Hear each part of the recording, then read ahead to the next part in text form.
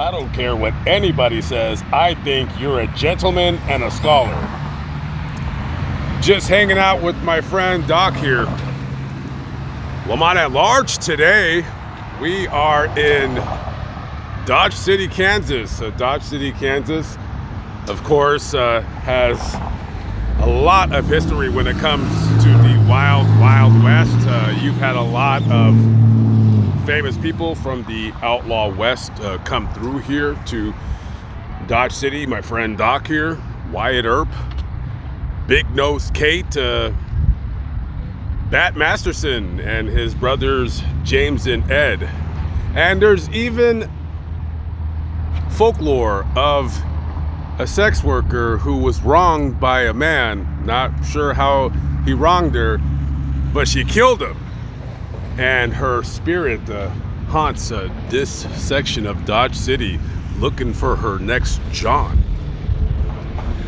So today's video, we're going to talk about some other bad things that have occurred in Dodge City. In the future video, we'll come back to Dodge City and we'll focus more on the 1800s. But Dodge City, not a very big city. Maybe 30,000, if that, live here. But even though it's a small city, small town vibe, it does have its dark side. This right here is Wyatt Earp Boulevard. This is the main drag coming through town. You'll have a lot of hotels, restaurants. We're all the tourist attractions here in Dodge City. They're right on this street. The Oyo Townhouse, many years ago, used to be the Welcome Inn. And one 58-year-old woman, June Bottleman, she used to work part-time on the graveyard shift at this place. So on March 23rd, 1985, the relief shift comes in at around 6 a.m. And when they go into the office, they find June Bottleman laying on the floor, not moving, not breathing. So they immediately call 911 and they come out here to render aid. And it was way too late. She had already been dead for several hours now. In that office right there, a woman was raped and strangled to death. Now, the police, when they were investigating her murder, they talked to everybody here that had been registered in these rooms on that evening, and nobody knew anything, nobody seen anything. Well, except a couple other people that were around the area. So there was talk that a man, a black guy that was about 6 feet tall, he was wearing a army fatigue jacket, about 6 feet tall, had a pockmarked face. That's what they described him as. And he was hanging around here around 2 or 3 o'clock in the morning. But that was about it. Now they did speak to him, but either his alibi checked out or maybe they just got preoccupied with other suspects. But it would be many, many years before this crime was solved, or in theory solved. One of the tragic matters of this case, other than the murder itself, is that there was a video camera that was working that night that June was murdered. However, for some unknown reason, it wasn't recording. And even though authorities here in Dodge City have put out a $5,000 reward for any information leading to the arrest of the person responsible for her murder, nothing came of it. And then in 2013, a lot of older cases when new police officers, when they come aboard, then, you got a detective looking at something for 20 years, he gets tired of it, but then you get new eyes to take a look at something a little bit closer up. And that's exactly what happened here. So in 2013, detectives opened up the June Bottleman case again. And, well, there was a person who no longer lived in Dodge City. They lived out of state. Not an eyewitness, but a person with some very good information. And the person that some of the officers, you know, what they would call a person of interest in this case, well, that person's friend talked to detectives after being contacted, and he did say that on that night he was with this said person and they were drinking. They were drinking at the Dodge House, which was a local hangout for a lot of people that live in Dodge City. And this was also the favorite watering hole of June Bottleman. So you have two people who were at the Dodge House the same night. And when the detectives were talking to this guy, they said, okay, well, after you guys left, where did you go? He says, well, I dropped them off at the Welcome Inn. So now you have a very strong person of interest in this case. However, no names could be said about this person. I don't know why, but I think it's because the person is no longer here. He's dead. I don't even know if it's the black guy that I described earlier, with the pockmarked face with the army fatigue jacket. I have no clue. But one of the detectives that was working on this case, she had seen in an evidence folder a very, very small piece of physical evidence. She's not saying what that evidence is, but all sides lead to this person being the culprit responsible. And all they really know about him is that he had nothing. He was a derelict. He was just some local loser, almost a bum, if you will, that had nothing to his name, owned nothing, did nothing, was a nothing.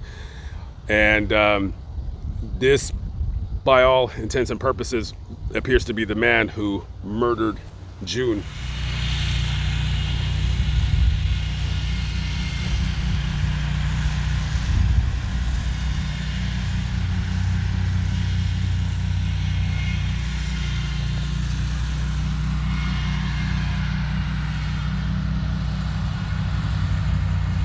And the beat goes on. October 6th, 1996. We got a small contingent of teenagers hanging around in front of the Boot Hill Museum here in town. Now, one of those kids that was hanging around, his name was Justin Mercado. He had just graduated high school here in Dodge City. He's working as a shift supervisor at Pizza Hut. Little does this small crowd of teenagers know, but there's another crowd of teenagers in a car, about 5 of them. And one of them is a 14-year-old little punk. His name is Rafael Flores. And Rafael, he is a member of a gang. Yes, there is gangs in Dodge City. He's a member of the LCC gang, which stands for Los Chicanos Carnales.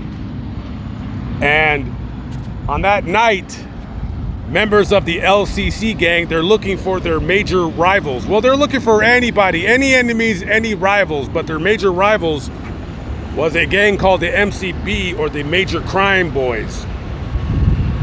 I don't know what the hell these LCC weirdos were thinking, but they see Justin with his friends and they say, oh, let's see if they want some problems. So they go up to them and they start throwing their gang signs, start mad dogging, talking crap, whatever.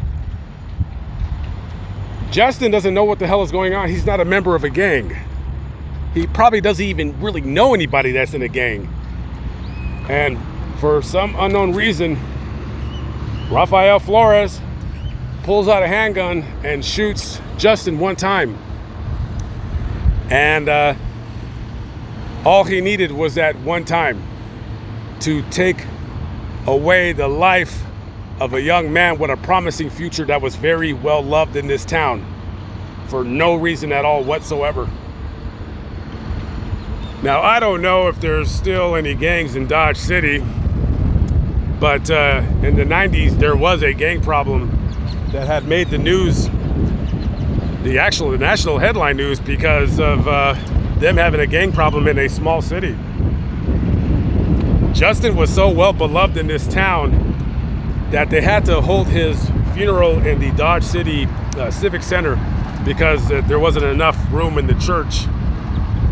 And the day before his funeral, there was a community meeting about this shooting, and there had also been a previous shooting that wasn't related to this one, just the previous evening. And 2,500 people packed the Civic Center to vent out their frustrations with the Dodge City Police and them feeling that they weren't doing enough. At that time, there was only about 30 Dodge City police officers to patrol a city of about 30,000 people. Now, I don't know if it's the same as it is now as it was back then, but just ultimately a senseless gang murder.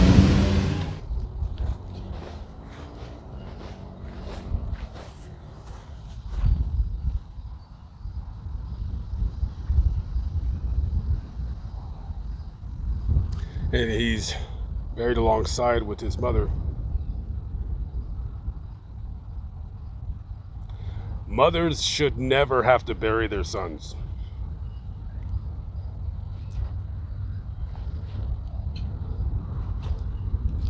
One of Justin's friends said that Justin was one of the most non-confrontational, non-violent persons you would ever know. And because of a punk, he felt the need to take this kid's life. Rest in peace to both mother and son. By the way, Rafael Flores, to this day, as the recording of this video, is still rotting away in prison. It's January 12th, 1985, and Christopher Clark, he's turning 20 years of age that date. And he's celebrating his birthday with his friends by coming to the Dodge house to have some drinks.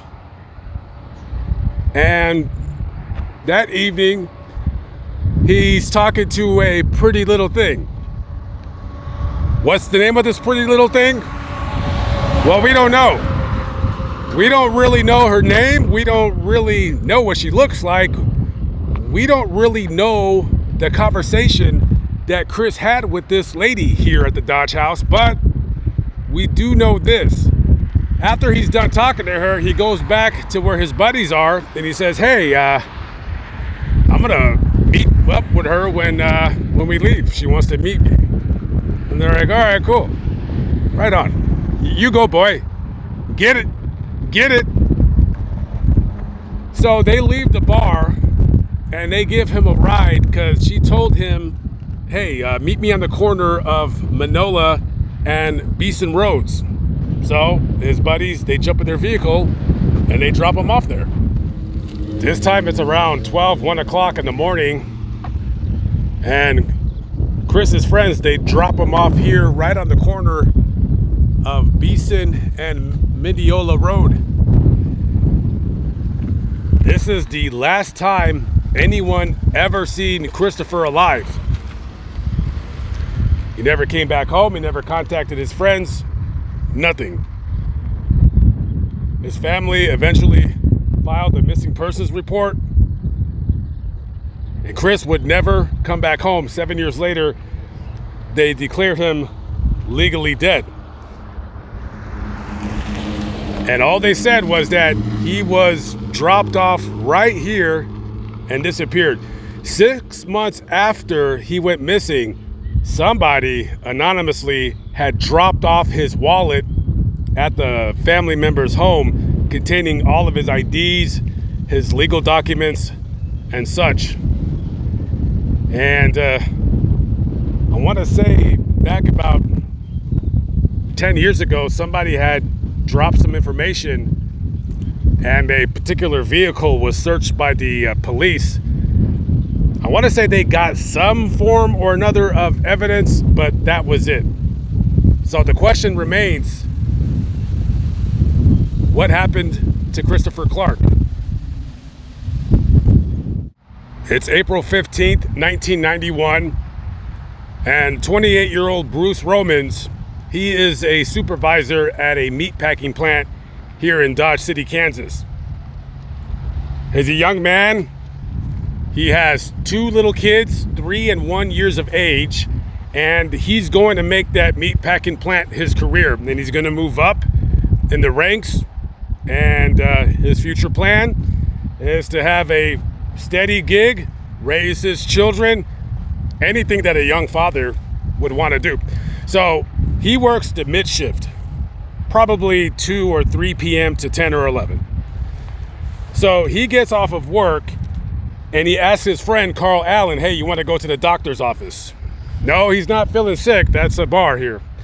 So they go to the doctor's office, they knock back a couple beers, and then they start walking down 2nd Street. They're on their way home. Also, that night was a carload of ruffians.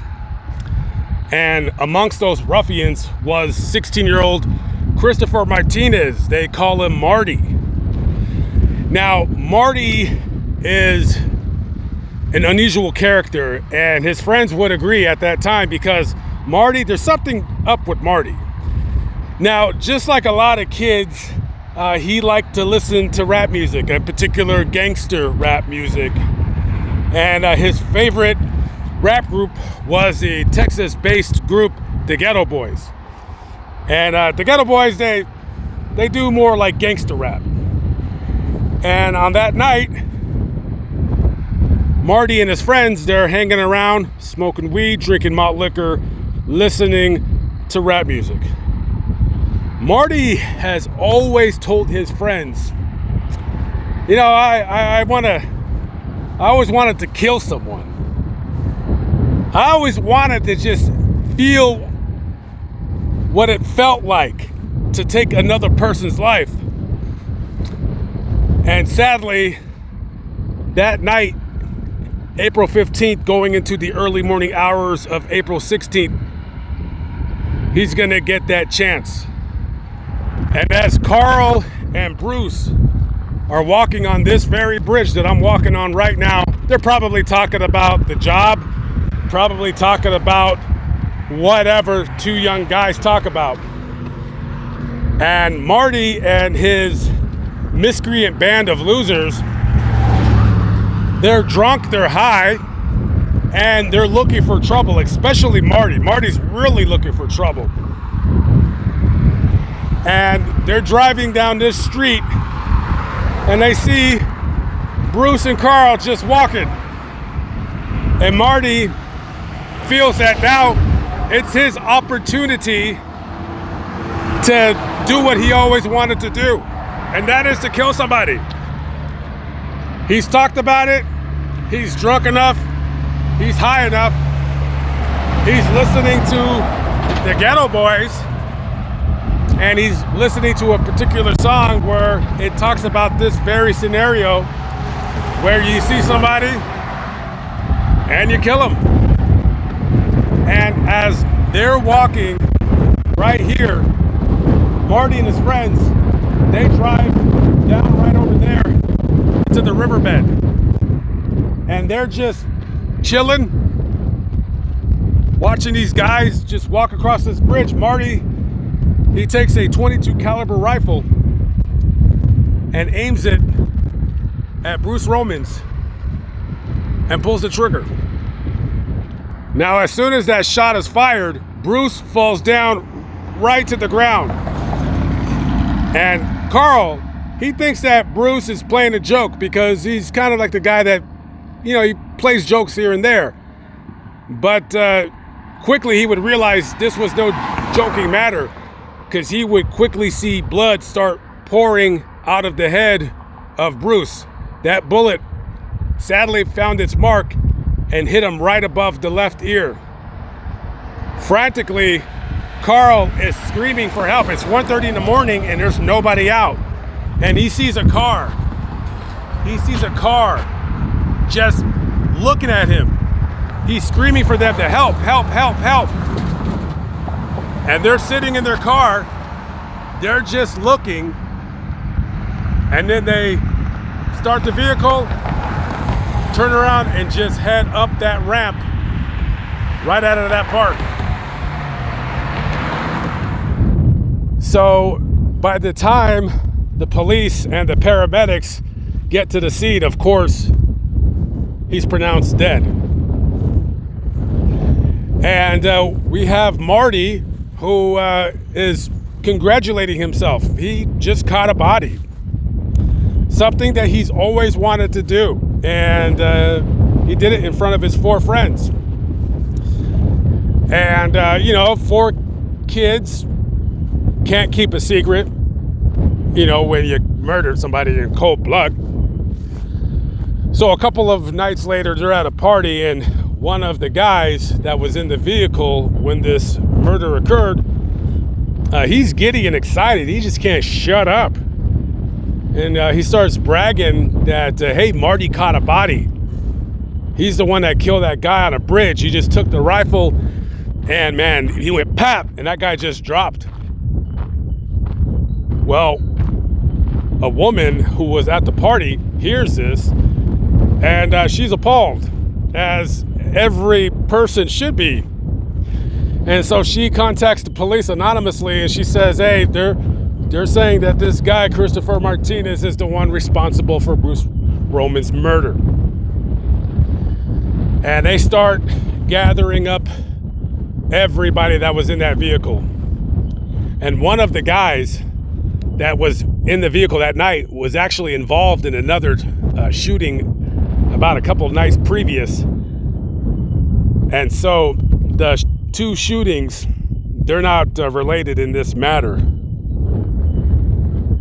And so they pick up Marty, Christopher Martinez, and quickly the other 4 guys that were in the car, they quickly turn on Marty because they don't want to go to prison for the rest of their lives. So he's arrested along with the 4, but he's charged with first-degree murder. And later on, during the court proceedings, all 4 testify against Marty, Christopher Martinez, indicating he was the one that always wanted to kill somebody, And he had talked about it. And this case actually received nationwide media news attention. And the only reason was because of Christopher Martinez's poor excuse for a defense. And that excuse was that, well, him listening to the Ghetto Boys repeatedly over and over influenced him to commit this murder. Their violent rap lyrics compelled me to take the life of an innocent man for no damned reason at all. Now, that defense would quickly crumble when one of the defendants, Vincent Perez, he's on the stand and he says, yeah, we were cruising around. We were listening to gangster rap music. We were drinking. We were smoking weed. But right before the shooting, we got tired of listening to the Ghetto Boys, so we turned on the Beastie Boys. Now, the Beastie Boys, they're a rap group, but they're not gangster rap. And I don't think the song No Sleep Till Brooklyn is really going to influence anybody to commit a murder. And so once he said that on the stand, his defense quickly unraveled. And it wouldn't take long for a jury to find Christopher Martinez guilty of this murder. And this is the final resting place of Bruce Romans, a man who was walking home and never knew what hit him.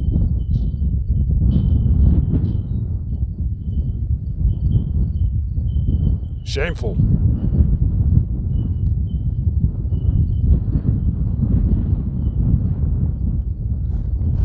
Currently, as the recording of this video, Christopher Martinez is still incarcerated in prison here in Kansas City. 35 years later, still sitting in prison, probably full of regret. Murdered an innocent man and threw his entire life away. And you know what? If this punk wouldn't have killed Bruce, he would have killed somebody else. This guy is just one of those psychopaths, just wants to kill. That's it. And people like that don't deserve to be released. Will he ever be released? I have no idea. But, you know, if you release him, he's going to get out, and who knows what he's going to do. So that concludes the video, guys. Thank you for watching. I am out of here. I'm hitting the road. I'm going to go up to Wichita. I'll see you on the next video. Peace out.